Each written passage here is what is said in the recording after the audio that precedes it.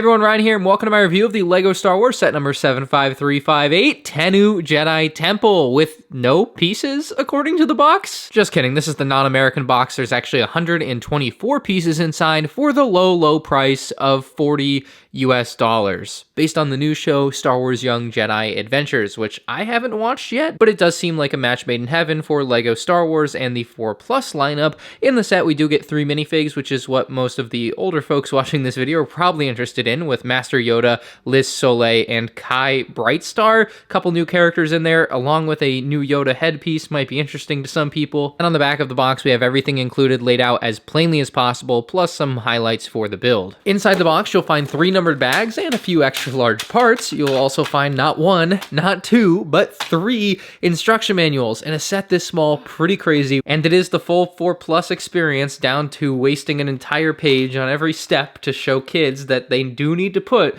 LEGO parts in their hands.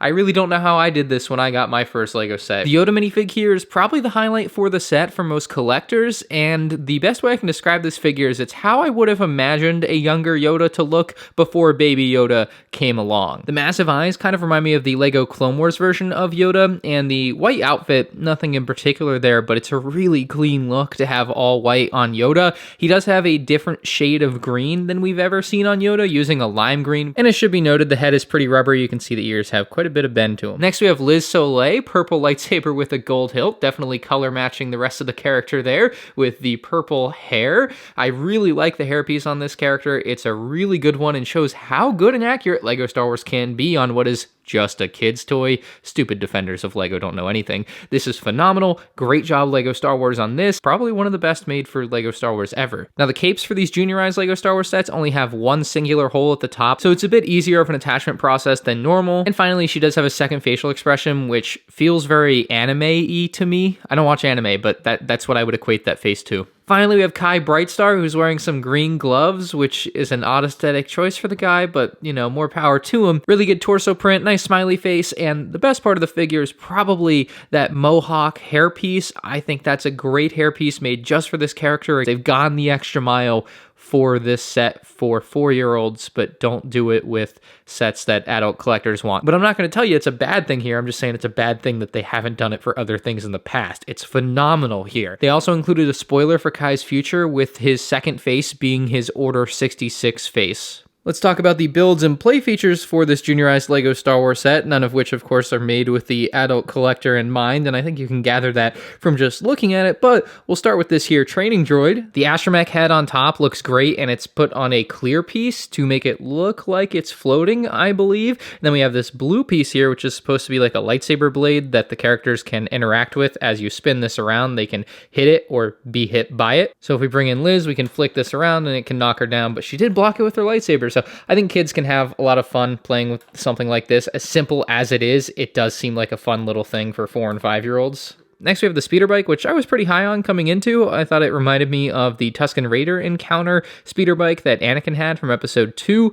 It's not as good in person, specifically with these rods going to the front. They're just really bendy and not very strong or sturdy. I found that to be odd and awkward feeling. Like, you can just see them bending super easily. But you can take a character like Liz and sit her down near the front, and it does feel like there's enough space where you could have a second character stand behind her. Maybe her hairpiece is a little too thick. Maybe they need to stand on the end. No, it'll break. Okay, well, Yoda should still be able to stand on those studs at the back. Maybe not the sturdiest build ever, even though 4+ sets are supposed to be made to be sturdy. They have the general idea of like pedals on both sides, I think, and handlebars, but none of it is like an actual useful function or feature on the bike. It's just kind of the general idea that the shape is kind of built into it. And then on the back, you have this clip, which I assume you can put a lightsaber in. It kind of reminds me of a flag on the back of a motorcycle or a boat. And so, yeah, I think it's pretty cool. Just, again, something kids would enjoy, not something I care for. Next, we have the balance portion of the Jedi training, which I think is a really fun build here. It kind of reminds me of Naboo just a little bit. I don't know, maybe I'm crazy.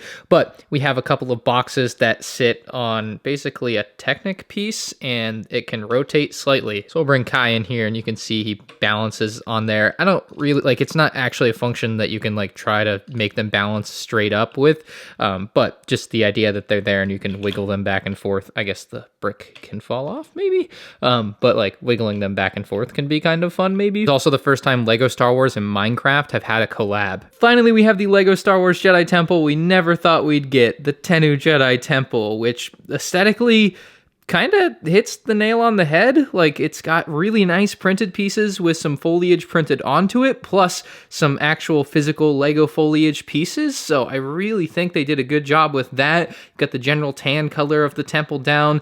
The Jedi logo at the top looks awesome. Nice printed parts on this set. Of course, they don't use stickers on 4+ sets because, you know, 4-year-olds are really looking for that quality. Nah, the real reason they don't use stickers is because 4-year-olds don't know how to do stickers. They usually just end up on their face or something. But anyway, we got some potted plants out front and plenty of studs to have some minifigs mulling about the front of the temple, where you also have the floating rock feature. So you can have, let's say, Yoda come along and be making the rock float in the sky, and you can actually push it down farther so it can go quite a bit lower, although I think it looks a little awkward when it's lower. So I think externally for a 4+ set, it does the job, and then shockingly the doorway is big enough to have characters fit through and go to the back.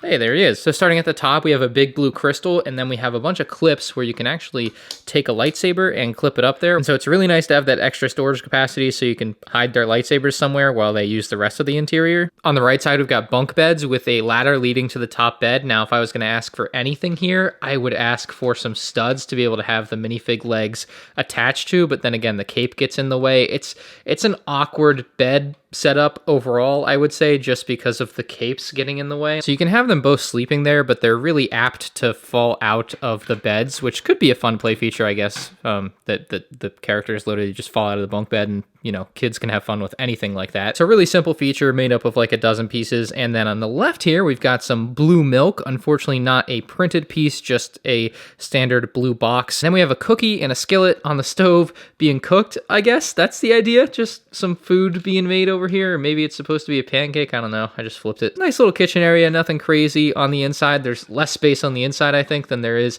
on the outside for your characters, but still quite a bit going on in there for such a small set. The last thing I want to show you is how cool this piece is that they used for this build. It's just this really large brick piece that makes up the bulk of the temple build structure. So I really like that. Kind of 3 doorways, and then as I showed, they get closed off with these panels as kind of the technique for the build. So something interesting there is just how few pieces they use on a build like this, because they'll use such large pieces like this. Overall, I don't think the quality of this set is horrendous, although I do think the price is. This is the type of set you should buy a year after release on clearance for about 50% off. I think if you can get this set for 20 bucks and it's something you've been eyeballing, yeah, I think most people, this is a pretty easy pass, because 1, you're not going to watch Young Jedi Adventures. 2, you don't care about 2 of the 3 characters.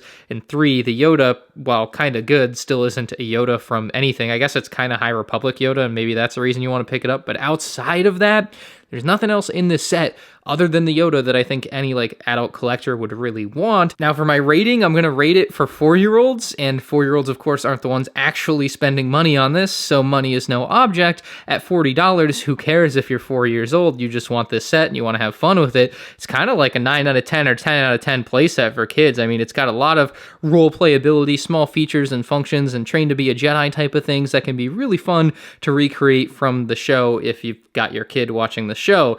For adults, this is, like I said, a stay away, buy it later on clearance. I don't even want to bother rating it for adults because it just really doesn't matter. So let me know what you think about this one in the comments section below. Leave a like if you enjoyed the review, and check out my other summer 2023 Lego Star Wars set reviews on the end screen now.